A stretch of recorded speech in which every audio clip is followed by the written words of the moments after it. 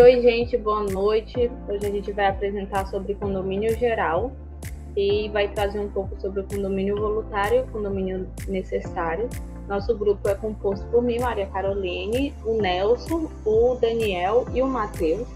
E temos como professor orientador o senhor João Basoli. Então, falando um pouco sobre o condomínio voluntário, é uma forma de copropriedade prevista no Código Civil Brasileiro, ali especificamente dos artigos 1314 a 1330. Essa modalidade de condomínio ocorre quando duas ou mais pessoas possuem em conjunto um bem imóvel, podendo ser estabelecido de maneira espontânea ou por meio de um acordo entre as partes. Em relação à administração do condomínio voluntário, ela pode ocorrer de diversas formas, a depender dos proprietários, afinal vai ser uma propriedade ali privada, né, deles, dos coproprietários, então eles que vão decidir como vão administrar, mas geralmente os condôminos eles vão decidir pela nomeação de um administrador, que pode ser tanto um proprietário, tanto um terceiro que eles desejam contratar somente para administrar o condomínio. E esse administrador, ele vai, de modo geral, né, ter que garantir o bom funcionamento e a manutenção do bem comum, além de mediar eventuais conflitos entre os condôminos, né? E uma de suas atribuições é a gestão financeira, né, que seria ali para gerir financeiramente mesmo toda a questão do condomínio, o controle de despesas e receitas do condomínio, incluindo a cobrança das contribuições do condôminos para as despesas comuns. Isso está previsto ali no artigo 1323, que fala que a administração do condomínio será exercida, salvo convenção em contrário, por um síndico escolhido entre os condôminos ou não, que poderá ou não ser remunerado. Então, esse administrador vai ser um síndico, que pode ser proprietário ou não, pode ser um terceiro ou não, isso vai depender muito do acordo entre os proprietários. Em relação aos direitos dos condôminos nessa questão do condomínio voluntário, tem como direito ali geral, né, o uso e o gozo da propriedade comum. Dentro desse uso e gozo da propriedade, nós temos o uso proporcional, que está previsto ali no artigo 1314 do Código Civil, que diz que cada condômino pode usar da coisa conforme a sua destinação, contanto que não exclua a utilização dos demais consortes nem a impeça. Nós vamos ter no uso proporcional o direito, né, de cada condômino usar de acordo com a parte que ele tem da propriedade, né? Então o uso dele vai ser proporcional ao quantitativo que ele tem ali da propriedade. Tem a participação nas decisões, que é majoritariamente nas assembleias que ocorrem, né? Geralmente mensalmente nos condomínios. E tem a questão da alienação, que está ali no artigo 1322, que diz que o condômino pode alienar a sua parte a estranho se o outro condômino não a quiser, tanto por igual preço como em condições mais favoráveis.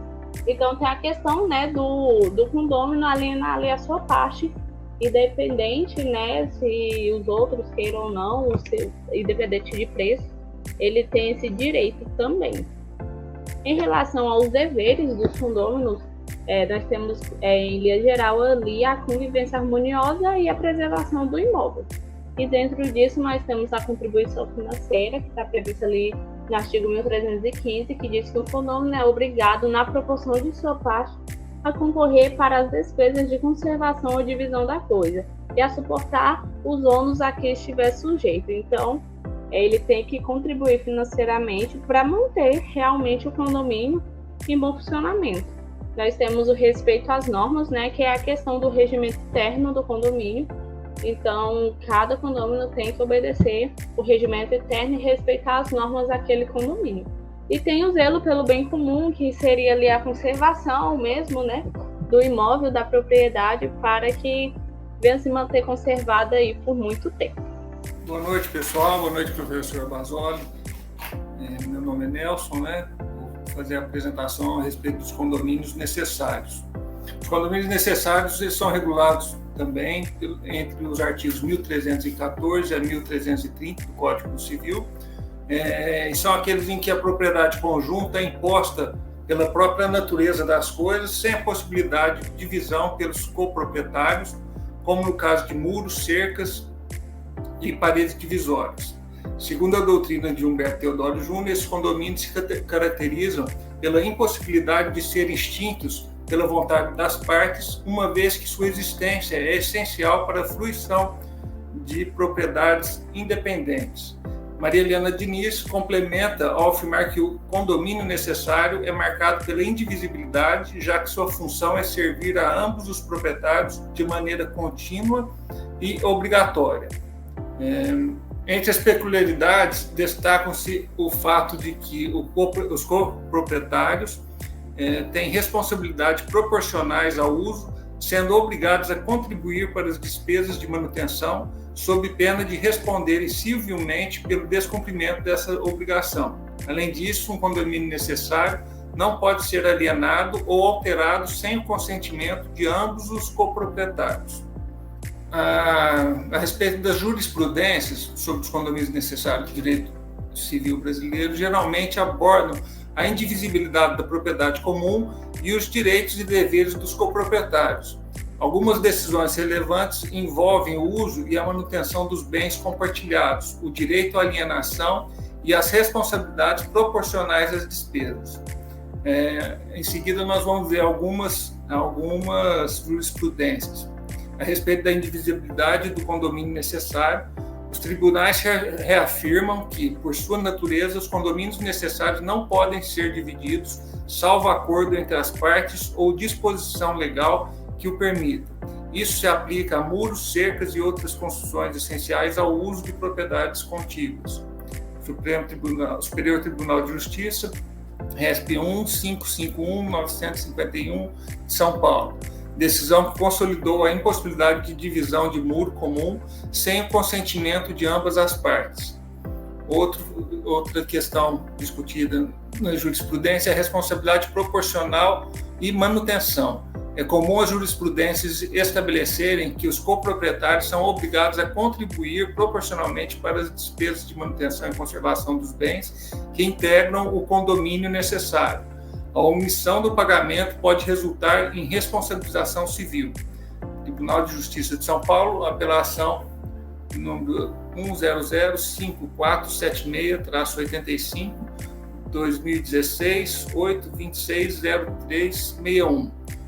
A Corte determinou que ambos os coproprietários de um muro comum fossem responsáveis pela manutenção e pelos custos de reparo, com base no uso proporcional.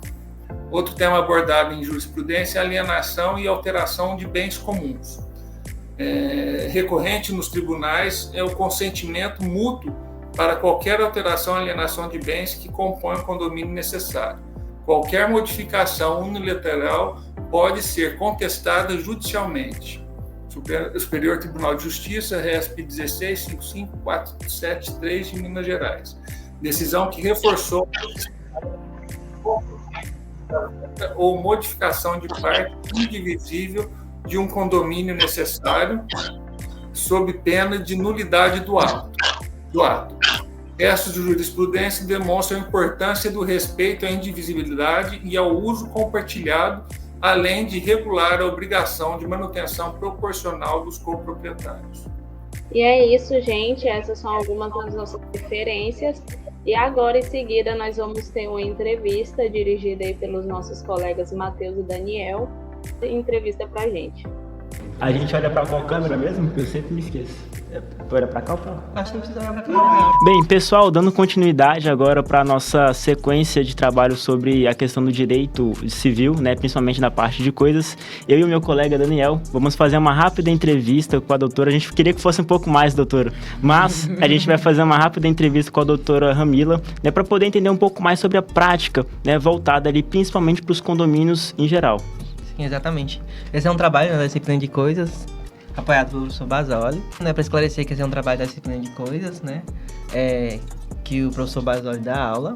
Eu sou o Daniel, né, eu e o Matheus nós somos alunos aqui da UFT, a doutora Jamila também é professora da UFT, só que além de ser professora, ela é advogada, e eu vou passar a palavra para ela se apresentar para vocês e falar um pouquinho sobre a experiência prática.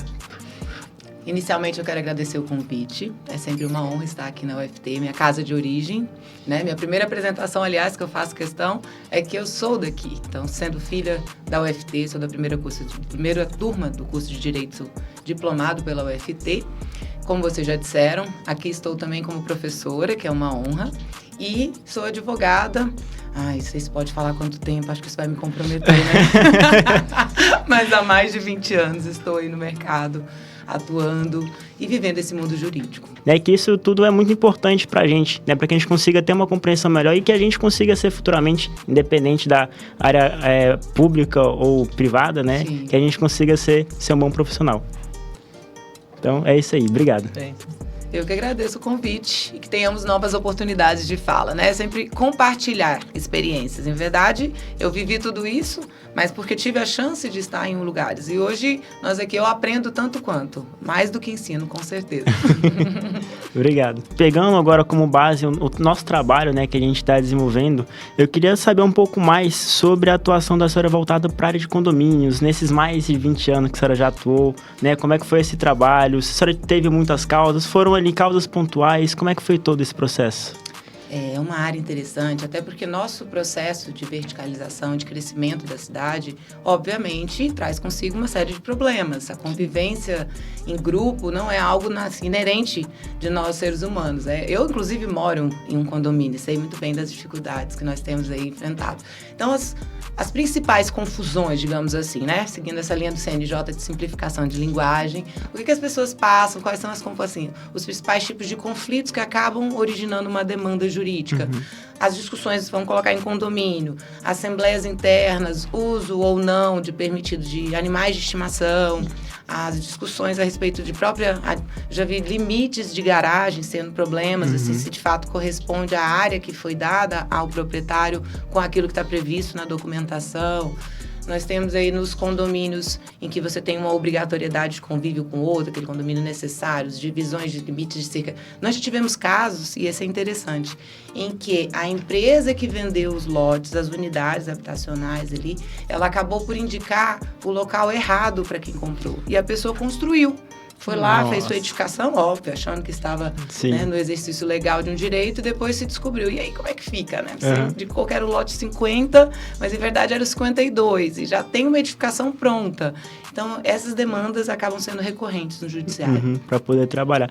E é interessante também a gente falar um pouquinho sobre o condomínio voluntário, né? Que apesar de ser um condomínio onde as pessoas... Existe um consenso, né? Por exemplo, poxa, um grupo de amigos vai se juntar para poder comprar uma casa na chácara, né? Mas daqui 5, 10 anos acaba que acontece um conflito entre eles e acaba que gera uma complicação muito grande, né? E especialmente sobre o voluntário, né? Porque é um negócio que a pessoa escolhe fazer, escolhe dividir um bem. Professora, você já teve algum caso que envolveu isso durante sua carreira? Do voluntário, eu não me lembro algo assim pontual que nós possamos trazer. Mas no geral, falando, e é interessante, por quê? Porque são direitos e deveres. Né? Então é a lógica de você saber que é o uso comum de um bem. Numa lógica, então é difícil às vezes estabelecer o que eu posso, quando eu posso e como eu vou fazer uso desse bem. As discussões pautam muito nessa lógica, porque os conflitos de interesse vão surgir. Às vezes, sua intenção, até numa eventual necessidade financeira, que um decide vender e os outros não têm a mesma intenção. Então, é uma situação que normalmente gera muito conflito no judiciário, sim. E sobre a questão do condomínio necessário, a gente também tem ele muito utilizado, voltado para a questão de partilha de bens, né? De inventário, às vezes, por uma imposição de lei, as partes, né, precisam ali fazer uma divisão de um bem que é indivisível, né? Acaba que gera as cotas, enfim, né? Esse uso, eu brinco até, nós somos 4 irmãs lá na minha casa. E quando eu dou aula de inventário, eu comento muito com os meninos brincando. Imaginem que os meus pais venham a falecer, são 4 irmãs, cada uma com seus respectivos cônjuges, discutindo o uso de um bem que, obviamente, vai acontecer na nossa realidade. E é exatamente, o conflito vem porque cada um quer dar uma destinação. Às vezes eu tenho um amor por aquela área e não faço questão de vender a fazenda de maneira nenhuma. Mas pode acontecer que uma das minhas irmãs decida que quer o dinheiro, que precisa naquele momento. Então, toda essa lógica, toda essa construção de trazer interesses divergentes para uma realidade é que normalmente pode gerar um conflito. Tá? Então, tem muito dessas disputas, principalmente na herança. No nosso caso, eu brinco, né? Eu sempre faço muito essa conversa prévia. É muito importante que as pessoas saibam falar sobre patrimônio, sobre direitos, sobre os deveres, sobre assuntos que são assim, um pouco delicados. Porque nós deixamos para quando o problema acontece, tomar as decisões sensíveis, numa lógica dessa. E aí? Seu pai vem a falecer, trazendo para minha realidade, minha mãe, numa lógica que a gente tem que pensar. O que fazer? Metade quer vender, metade não quer. Uns têm condições de adquirir a cota do outro, outros não. A parte, então, essas discussões acabam desaguando no judiciário. É o que eu ia falar, né? Porque além da prática profissional nas ações, no judiciário, também é muito importante, está sendo muito incentivado pelo CNJ, a prática extrajudicial. Você teve alguma experiência prática envolvendo a área extrajudicial em relação ao condomínio? Eu gosto bastante, e em todas as nossas demandas do escritório, há todo um movimento, um incentivo para que as partes dialoguem. Entregar a caneta da sua vida, a decisão daquilo para um juiz não é a melhor opção. Nunca vai ser. E aí é importante que as partes tenham essa noção, porque quem nunca entrou com uma ação judicial, quem nunca precisou aguardar o desfecho dela, não tem noção do desgaste, de toda a ordem que isso significa. E, infelizmente, muitas das pessoas, ainda que haja essa tentativa, e que, aliás, hoje o CPC faz com que nós, advogados, tenhamos essa diligência como uma prática certa, não é uma opção. Ele fala, o advogado deve... Tá? Como uma lógica de primeiro você tenta incitar as partes ao diálogo e não havendo a possibilidade, pode acontecer, os ânimos às vezes estão exaltados, mas eu brinco que são 3 fases do cliente. A primeira fase, que ele tem um direito que é certo, garantido, e que ele conversa e não aceita abrir mão. O processo começa. Segunda fase, ele vai percebendo que não foi a melhor opção, porque demora, o judiciário tem todo um trâmite, ele não vê o resultado acontecendo, aquela vingança não acontece, porque quem está sofrendo o revés é ele. Ele está ali numa espera indefinida e nada, fica tudo solto. E aí uma terceira fase em que ele se dá conta. Normalmente, quando o processo já tem 1, 2 anos, existe uma grande chance, inclusive, de conciliação, de tratativas, porque eles já percebem que não valeu a pena. Foi um desgaste, uma briga que foi mais emocional do que racional. E aí a racionalidade volta, porque eles percebem, começam a entender o que nós todos os dias estamos ali lidando e acabam cedendo. Tá? Então, E uma coisa interessante em relação a essa questão do tempo, doutora. As demandas que envolvem condomínios, elas demoram muito tempo para poder serem finalizadas pelo Poder Judiciário ou até extrajudicialmente? Toda demanda hoje, eu falo que é impossível eu precisar um tempo, mas nós podemos trabalhar com média, né? Como tudo. Infelizmente, principalmente porque nós temos que ter toda a garantia do contraditório, ampla defesa, seguir todas aquelas fases de um rito que tem, e é a lógica mesmo do direito romano que nós temos de garantir que haja toda a possibilidade do arcabouço de provas que o CPC oferece. Então, dizer que são rápidas, eu estaria trabalhando com uma falta de verdade. Pra não dizer mentira, né? Falta de verdade é mais bonitinho. Mais bonitinho. Até porque geralmente vai para o Poder Judiciário quando tem algum desentendimento e vai resolver. E aí, mas o Judiciário tem mecanismos, como nós, trazendo a pauta anterior, nós temos o Sejusc hoje, por exemplo, que ele tem toda uma abertura e um incentivo para que as partes, inclusive sem custo, levem suas demandas e façam só uma homologação perante o Judiciário. Tem coisa que você consegue fazer com uma simplicidade, mas tudo depende muito do ânimo dos envolvidos. Mas quando nós estávamos falando de litígio, realmente, quando eu falo de um processo rápido, eu estou falando de 2 anos, 3 anos. Isso é rápido para o judiciário. Tá? Sim. Por quê? Exatamente porque são muitas fases que precisam ser esgotadas. Eu tenho e tem muito o ônus da espera. Quem normalmente vai pagar o preço maior quando eu estou falando de judiciário? Quem tem razão. Infelizmente. Por quê? Vai demorar. E o seu direito, enquanto a ação está tramitando, o seu direito está suspenso, está aguardando uma solução. Então, tem toda uma lógica de construção que precisa ser, obviamente, respeitada, tem que ter todo um procedimento a ser cumprido, mas e as partes sofrem o preço disso daí, não tem como fugir. Sim. Dani, você tem mais alguma pergunta? Que eu tenho a minha pergunta final. Pode fazer. Que eu gostaria de fazer. Na verdade, é um pedido, porque a gente, quando a gente está entrando no mercado ainda, né? Nós somos estudantes, estamos no processo. É sempre bom a gente poder contar com a contribuição de, além de professoras, egressas também. Sim. Então, se ela puder falar um pouquinho mais sobre a história da senhora no geral, quais foram... Né, a gente estava conversando anteriormente, né, antes da gente entrar nessa entrevista, mas para poder falar um pouquinho mais sobre suas vivências como norte para a gente. Então, eu brincava com os dois antes, até para quem não nos acompanhava, por óbvio, que eu nunca imaginei que eu fosse virar advogada, né? Porque a minha experiência primeira, eu venho de uma família em que me ensinava que o certo era concurso público. E era o certo deles, não estou a condenar, porque foi a fórmula que funcionou. Meu pai é concursado, minha mãe é concursada. Então, eu também segui essa trilha.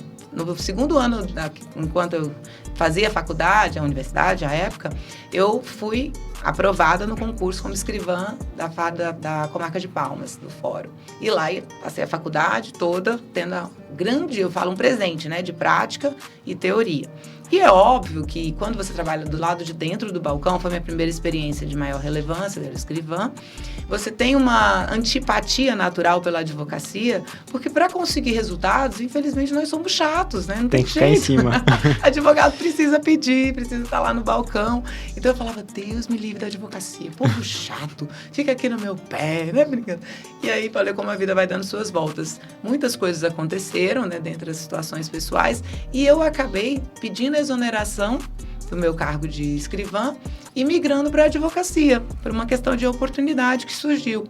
E nessa oportunidade, minha primeira experiência enquanto advogada, eu estava lá de dentro do balcão, cheguei a ser assessora do TCE, assessora do Tribunal de Justiça, já depois de exonerada, e aí surgiu a oportunidade à época para advogar como assessoria na área de assessoria de prefeituras e câmaras.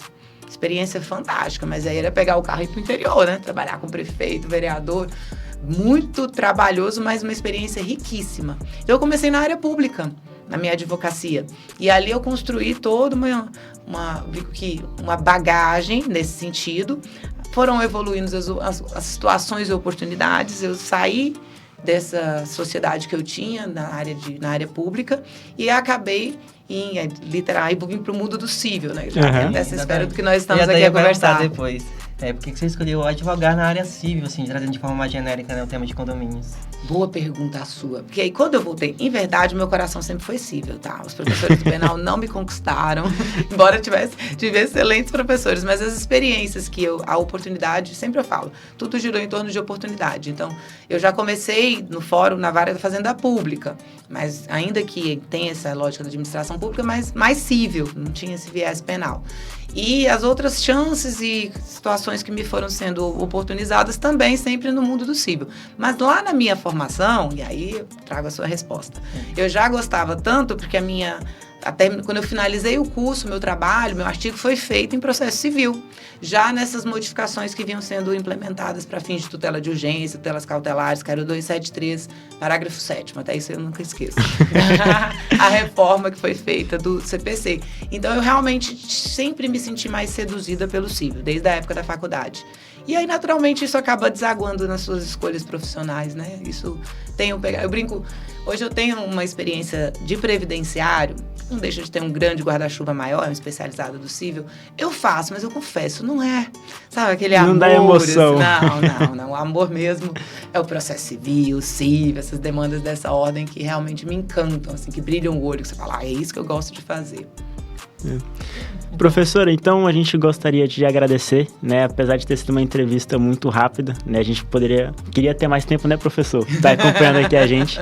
Gostaria de agradecer a presença da senhora, a oportunidade, né, de estar conversando esse assunto com a gente. Eita, dicção! Esse assunto com a gente, né? Que isso tudo é muito importante pra gente, né? Pra que a gente consiga ter uma compreensão melhor e que a gente consiga ser futuramente, independente da área pública ou privada, né? Sim. Que a gente consiga ser um bom profissional.